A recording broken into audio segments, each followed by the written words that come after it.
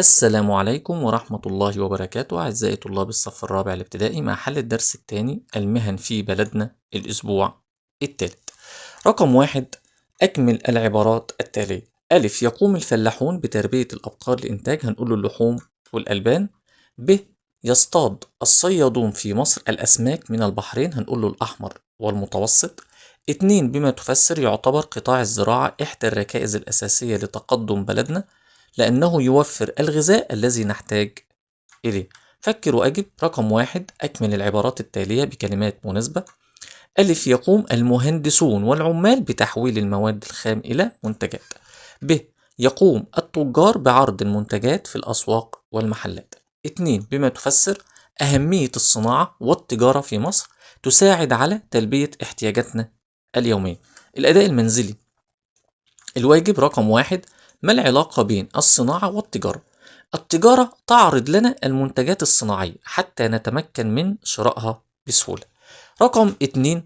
وضح كيف تساعد الزراعة والصناعة والتجارة على تلبية احتياجاتنا. هنقول له توفر لنا الزراعة المحاصيل كالقمح والأرز، والصناعة بتوفر لنا الملابس والأساس، أما التجارة بتعرض لنا هذه المنتجات في الأسواق. طب تعال نشوف. اكتب اسم المهنة التي تشير إليها كل عبارة. ألف، يدافع عن الوطن ويحميه هنقول له ضابط الجيش. ب، يقوم بتوصيل السلع والمنتجات للأفراد أقول له عامل التوصيل. ج، ينقل الأشخاص والبضائع أقول له السائق. د، يقومون بأعمال البناء والنقاشة والمحارة أقول له عمال المقاولات. بعد كده فكر وتوقع. 1. اكتب اسم المهنة التي تشير إليها كل عبارة.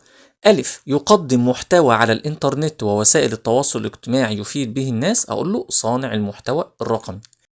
ب، يعمل على إنتاج الطاقة النظيفة للمحافظة على البيئة من التلوث أقول له مهندس الطاقة المتجددة. 2.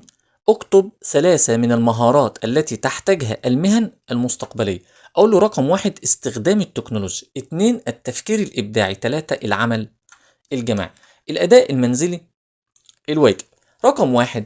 اكتب اسم المهنة التي ترغب أن تعمل بها في المستقبل مع ذكر السبب.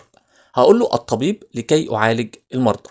2. اكتب قائمة بالمهارات التي يجب أن تتمكن منها للعمل في مهنتك المستقبلية. هقول له 1. استخدام التكنولوجيا. 2. التفكير الإبداعي. 3. العمل الجماعي. بعد كده التقييم الأسبوعي. نموذج ألف. رقم 1. أكمل. يقوم هقول له الفلاح بإيه؟ قال لك زراعة الأرض وتربية الحيوانات. 2. صوب الكلمة التي تحتها خط. يقوم المهندسون بعلاج المرضى هيبقى طبعا الطبيب. 3. اكتب اسم المهنة التي تشير إليها العبارة كالشخص الذي يقوم بتركيب مواسير المياه وإصلاحها السباك. 4. بما تفسر أهمية وظيفة عمال المقاولات أقول له يقومون بأعمال البناء والنقاشة والمحارة. 5. ما النتائج المترتبة على تحويل المواد الخام في المصانع إلى منتجات أو سلع؟ تلبية احتياجاتنا اليومية من الملابس والأساس والسيارات. نموذج ب. رقم 1. أكمل. تحتاج المهن المستقبلية إلى عدة مهارات منها العمل الجماعي وإيه كمان أقول له واستخدام التكنولوجيا والتفكير الإبداعي. رقم 2. صوب الكلمة التي تحتها خط. يتعاون الفلاحون في صيد الأسماك هتبقى الصيادون. رقم 3. اكتب اسم المهنة التي تشير إليها العبارة الشخص الذي يقوم بإصلاح السيارات الميكانيكي. 4. بما تفسر أهمية قطاع الزراعة أقول له الزراعة هي إحدى الركائز الأساسية لتقدم بلدنا لأنها توفر لنا الغذاء. رقم 5. ماذا يحدث إذا اختفت مهنة الصياد من حياتنا؟ قلة الإنتاج السمك. بعد كده نموذج ج. 1. أكمل. يقدم محتوى على الإنترنت ووسائل التواصل الاجتماعي يفيد به الناس هو صانع محتوى رقمي. 2. صوب الكلمة التي تحتها خط. يعمل المهندسون والعمال على إنتاج الطاقة النظيف يبقى مهندس الطاقة المتجددة. 3. اكتب اسم المهنة التي تشير إليها العبارة الشخص الذي يدافع عن الوطن ويحميه هقول له ضابط الجيش.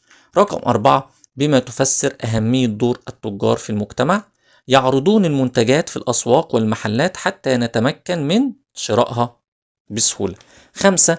ما العلاقة بين التقدم العلمي والمهن. التقدم العلمي والتكنولوجي أدى إلى ظهور مهن جديدة لم تكن موجودة من قبل. وبكده احنا خلصنا، واشوفكم على خير، والسلام عليكم ورحمة الله وبركاته.